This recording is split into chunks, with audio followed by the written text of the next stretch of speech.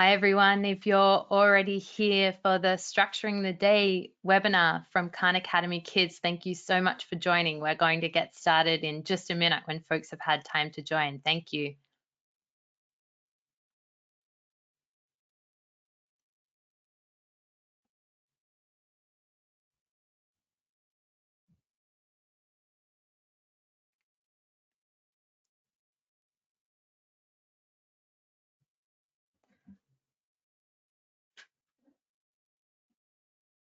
Hi, my name is Sophie and I'm from the Khan Academy Kids team.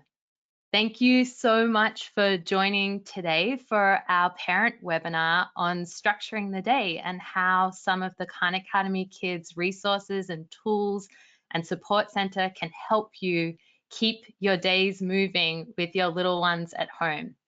I want to take this moment to say thank you so much to our sponsors, Bank of America, Google.org, AT&T, and Novartis for helping us provide this support during school closures. We are so grateful. And I want to just acknowledge all of you, parents, carers, grandparents, maybe some teachers who have joined today. You're taking the time to figure out ways that you can make your days maybe a little bit more structured, maybe meet some more of your goals. And we're so grateful that you're turning to Khan Academy and Khan Academy Kids at this time.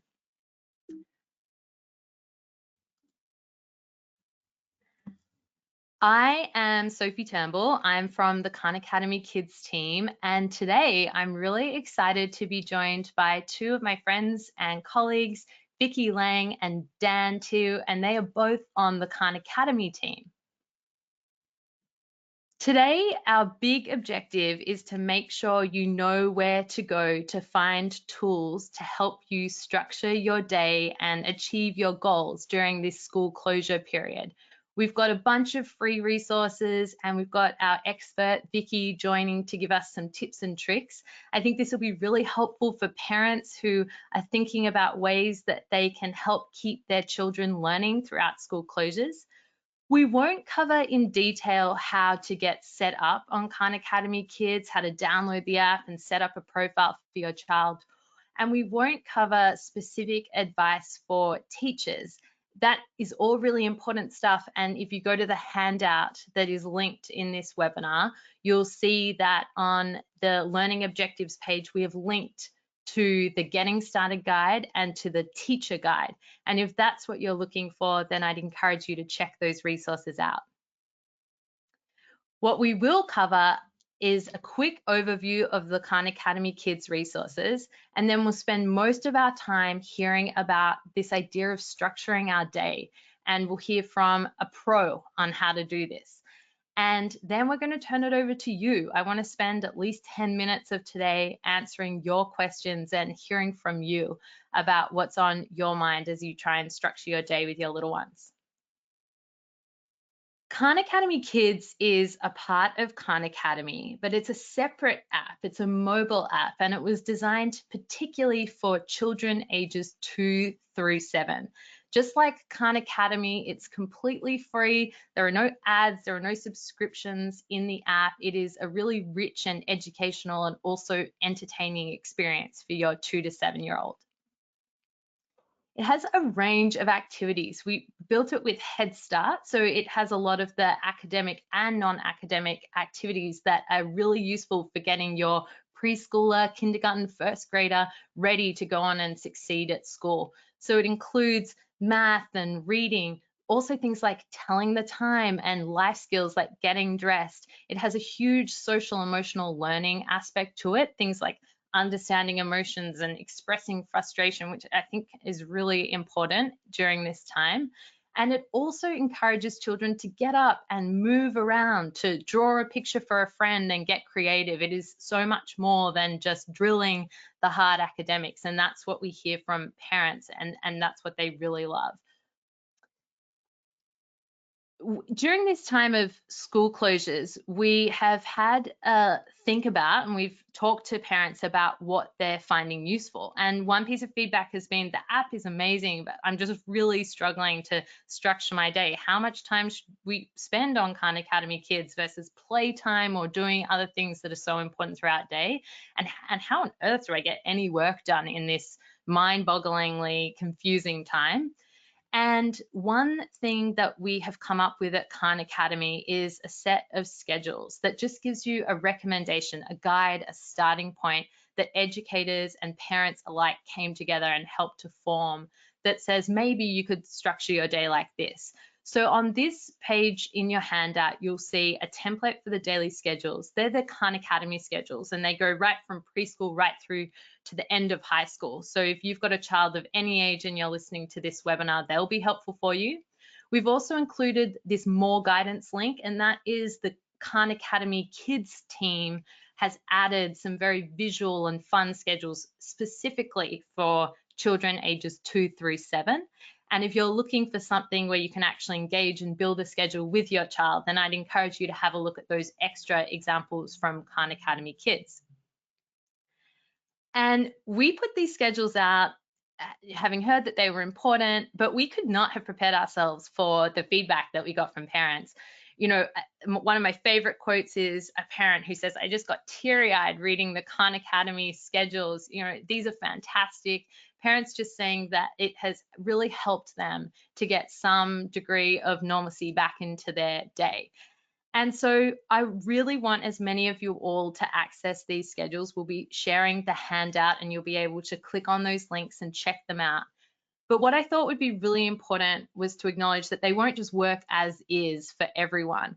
And I wanted to invite my friend at Khan Academy, who is an incredible parent and educator and child development specialist. I'll let Vicky tell her story, but I'd love for Vicky to share with you some tips about how you can really use these schedules as one tool that might help you structure your day, and some other important things that you can keep in mind as you're doing that.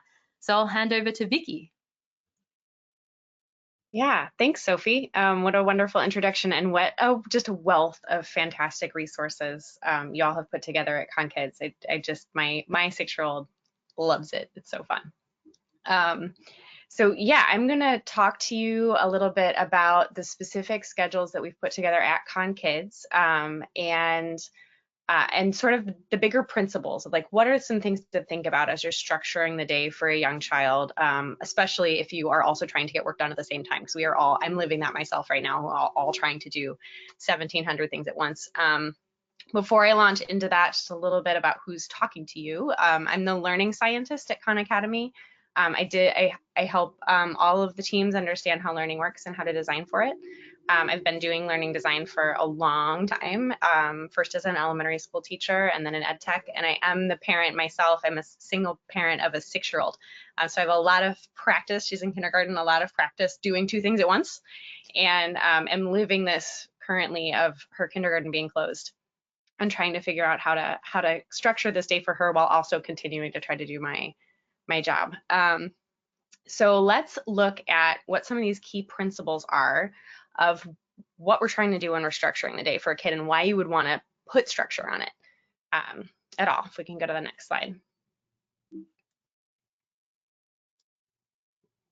Can we go to the next slide? Thanks. Oh, sometimes it freezes up. I know that feeling. That's a terrible feeling. So what we're trying to do, the real goal of trying to think through structure, is to create a space where kids feel safe and secure so that they can learn and you can work. Safety and security are good, especially in an uncertain time like how we are right now. And then it's also true that kids who feel safe and secure learn better, their brains are more ready to learn, and they're also better able to play independently when it's time to play independently so that you can get your work done. So it's kind of a win-win all around. And that's going to help you to be able to get even just a few hours of work done, or not if you're not working. Either way, it's still good for the kid to know what to expect throughout the day. And then hopefully by the end of the day, we can all go to bed still liking each other and getting along reasonably well by the end of the day, even in this stressful time. So the big ideas to keep in mind, because as Sophie said, every family is different, and what works for one family isn't going to work for another. So I want you to be able to modify the tools that we're providing to work for your specific situation. And as you do that, I want you to know what are the big ideas that I want to keep in mind going forward as I make changes. So first, clarity and communication is really helpful for kids. When kids know what to expect and what's expected of them, that helps them feel confident. It helps them feel like they are empowered to act independently and they can trust that it's going to work out because they know what's expected of them. When they know what to expect, they come to trust the world as a safe and reliable place that they can walk around in and it's going to be okay in general. So having that clarity of a list of this is what's going to happen throughout the day and we're going to stick to this. And if it changes, I'm going to talk with you about that and partner with you about that so that the kiddo is just aware of what's going on for them. That really helps them to feel secure. Connection is also really important. Connection with any trusted adult is an important part of security for kids. They constantly need that connection cup refilled. This is when you start to see attention-seeking behaviors, and it can be really helpful to reframe them as connection-seeking behaviors. That kid is wondering, like, are you not just physically present in the room, but are you really able to attend to them, really see them and hear what they need and be available for them, even just for a brief moment? And connection can be really hard, especially when we are managing so many different things and also trying to work, and our kiddos don't understand why we're home but not able to be with them all the time. And so connection is something that's like lost and reestablished many times a day in any family. And sometimes it's taking a break to go be with them on part of their schedule, and we'll talk about that. And sometimes it's just as we do a lot of staring contests at my house, just a quick minute, let's reestablish eye contact. I really see you, I'm really here with you. I'm gonna give you like a not a half hug while I look at my laptop, but a turn to you, like a real hug just for a second before I go back to work.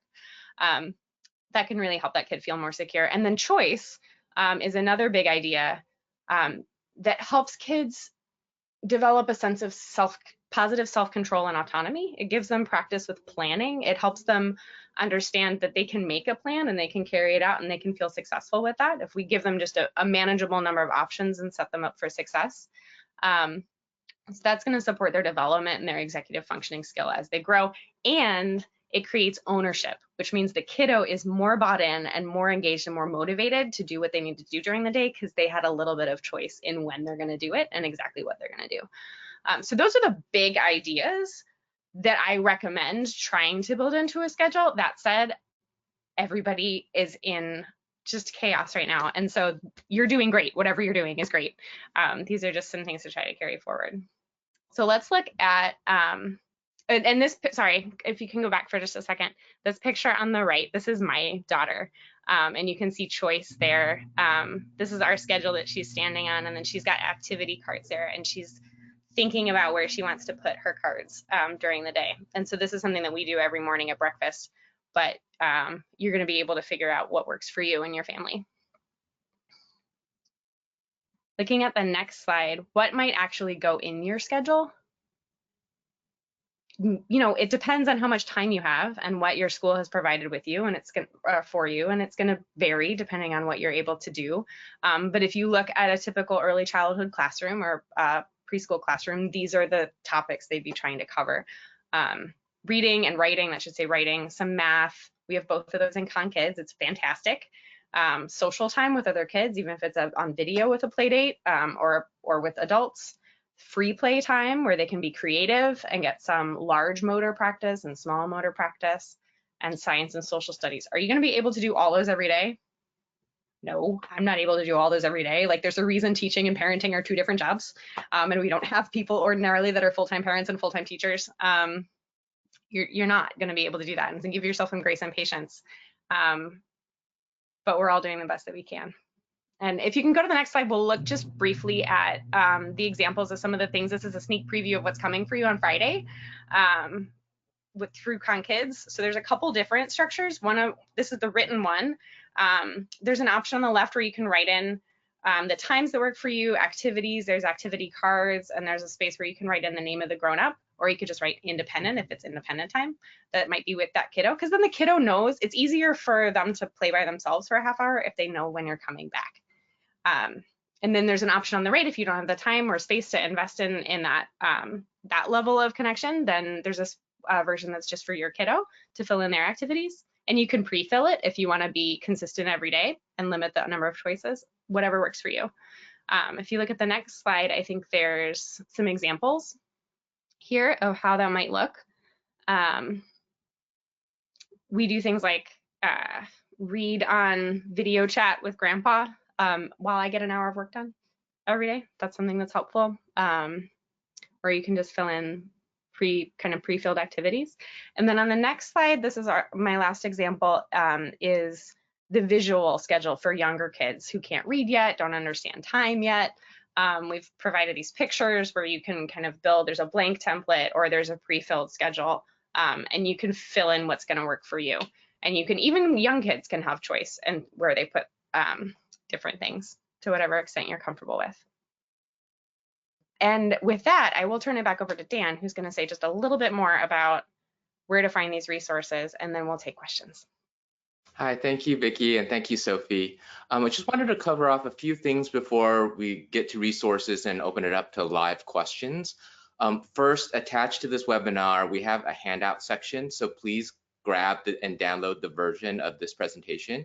It contains a complete walkthrough of what Vicki and Sophie walked you through in terms of how to structure your schedule, why it's important, and what content to incorporate into your schedules. It also has links to resources like live activities, including Circle Time, which we recently spun up on our Khan Academy Kids YouTube channel, as well as printables. So if you want to do things offline, these are really important activities that the team is working on creating for you as well. And then, as always, we have a list of other resources available for you, both on Khan Academy as well as khanacademy.org/kids. That's where our main Khan Academy Kids pages live. And if you have any questions, feel free to email khankids@khanacademy.org if you have any questions. And the second thing we'd ask you to do is, if you have any questions, please add them to the question box. I'll be facilitating while Vicki and Sophie do the hard work of actually answering the questions.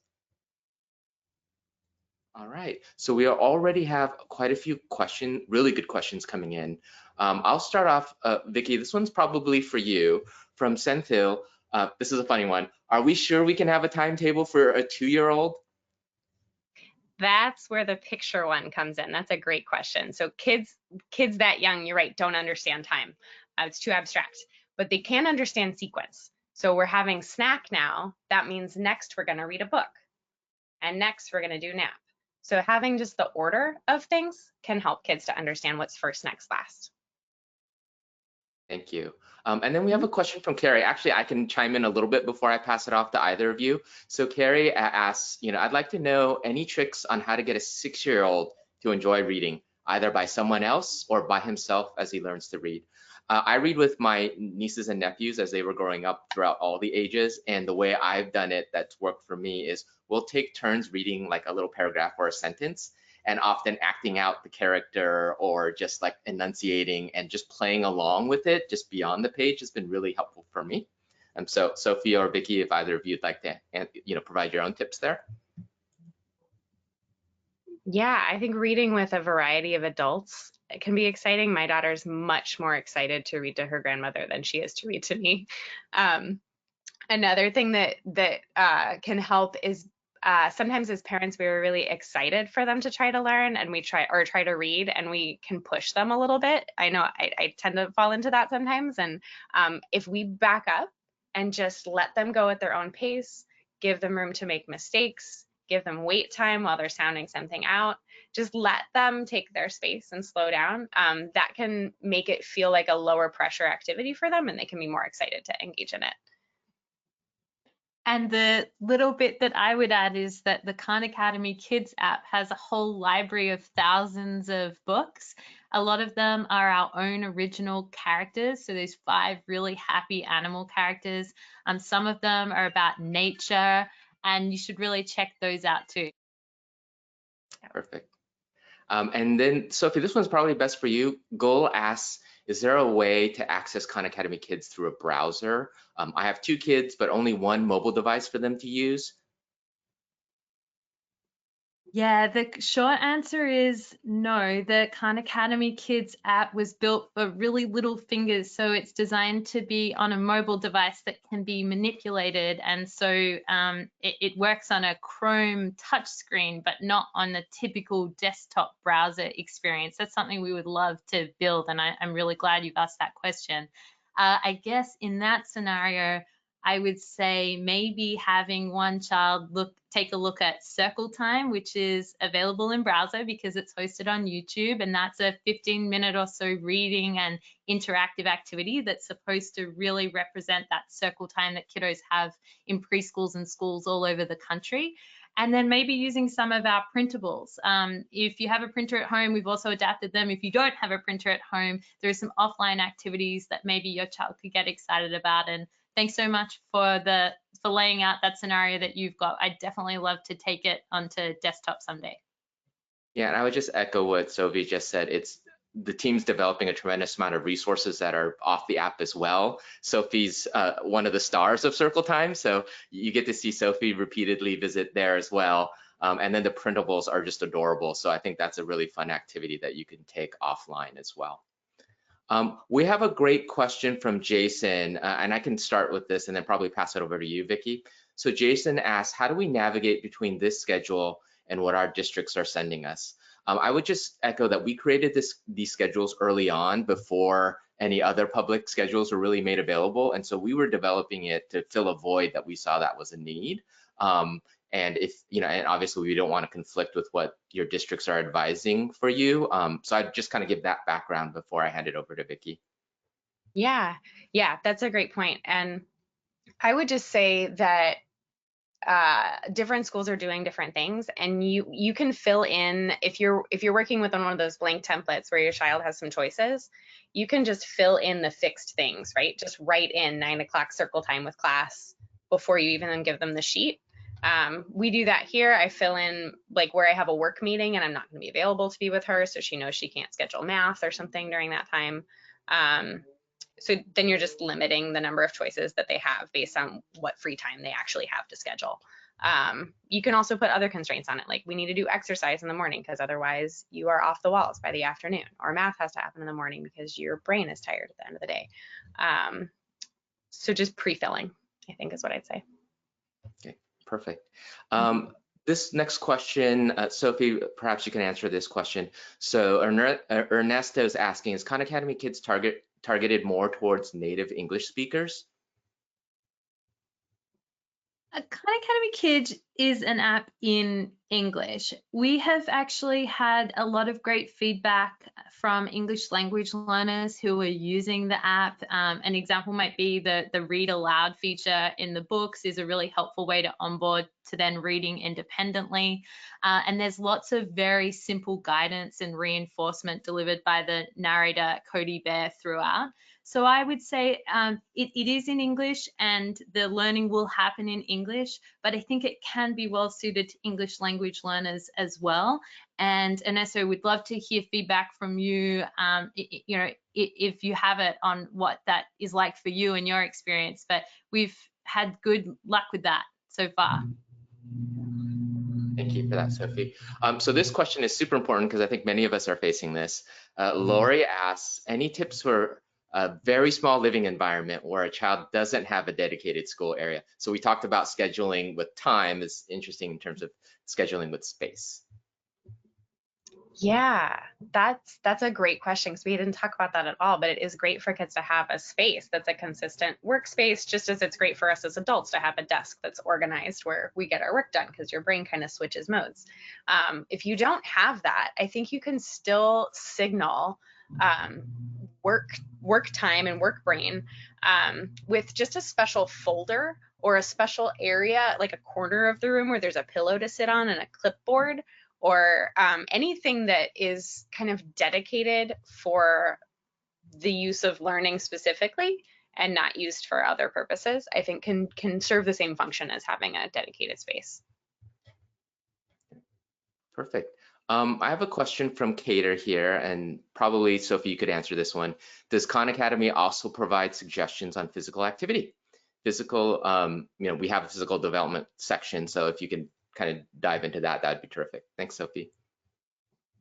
Yeah, I think a really big part of the Khan Academy Kids app is that we recommend that it's used for a 15 or 20-minute session at a time. And we really don't see kids getting stuck in it because we bring them out of the activities to do something physical. So an example might be we get them to act like zoo animals, and that's always a really fun time where they go from manipulating something or reading something to you to actually getting up and moving around. I think so that's like the app actually prompting physical activity. I think throughout the app there's just a great emphasis on getting outdoors, on moving around, on having adventures. And so treating Khan Academy Kids as like a good role model for that, and using it in a really balanced way is one way that we see kids being really physical. We saw these amazing tweets this week of kids dancing around, and they'd created forts and they were talking to the characters, and there is just so much theatrics that goes on with early learning, and I think the app really encourages that. Awesome. So kind of related to this one, it's asked quite frequently right now, so I'll just kind of ask on behalf of everyone else, and actually I can chime in here as well. There are many questions about how to regulate or think about screen time, especially in a time like this. So Sophie or Vicky, do you want to volunteer and I can chime in? Yeah, Sophie, do you want to start? And I have a couple ideas. Yeah, happy to start. So the number one principle for the Khan Academy Kids creators who are parents themselves has always been that parents really know best, and parents and carers are best placed to come up with a balanced, very nutritional media diet, some like to call it, for their children. We really defer a lot to the guidelines of the experts, people, WHO, the World Health Organization, and the American Association of Pediatrics on screen time. And that's why we recommend that 20 minutes a day mark for our 2 to 7-year-old learners. It obviously can be flexed up for the older ages, and really that's what we tend to see is working for families, as Khan Academy Kids becomes just one part of a very balanced day that, to Vicky's point, has a lot of free play, has a lot of outdoor time ideally, and a lot of movement. Mm-hmm. Yeah, and I think that there are different ways of using screen time. I think that there's more and less educational ways. In this day and age, there's also more and less social ways. It may be the only way that your child can get social time with other kids their age, which is an important part of a kid's development. So that's something to think about as you're figuring out what feels right for your family. One of my favorite tips as you're trying to limit screen time, coming from having been a single parent raising a toddler, is podcasts. Podcasts serve almost the same sort of like kid entertaining function while you need to do the dishes that a screen sometimes can, without the screen. So there are some fantastic education podcasts around science. There are some, for the really little ones, there's some really good storytelling podcasts out there. And if you have one of those home speakers that listens to your voice, the child can actually play it for themselves. It's just like robot play stories podcast, and it will do that. And that has been very helpful and supportive for me as I try to do more than one thing at the same time and still want her brain to be growing. Yeah, and I think you two hit the main points. I would just echo. I think part of the reason why the Khan Academy Kids team does such a is so thoughtful about creating these additional resources, whether it's circle time, physical activities within the app, as well as the printables, is really to provide a mix of activities for you all. And then to Vicky's point about screen time being a social activity, I think with the shelter at home mandates, many of us are using screen time as a way to communicate with our families remotely. So just think about screen time also, like not all screen time is created equal, and to also create a balance of a mix of activities for you to use. Okay. Yeah. With that, I think we're almost out of time. So I think that's all we have for questions. I would like to close out with a couple of things. First, Sophie and Vicky, thank you for sharing your expertise today. And then I wanted to thank our fabulous audience for taking the time out of your evening to be with us. We know you're extremely busy, and we appreciate you investing your time with us in this session. If you missed something, or if you want to go back and review, for those of you who registered for this webinar, you'll automatically be emailed a recording of this video. And for those of you who may not, or of other people who would be interested in watching with what what you just saw and get access to those resources, this recording will be posted and be made available online.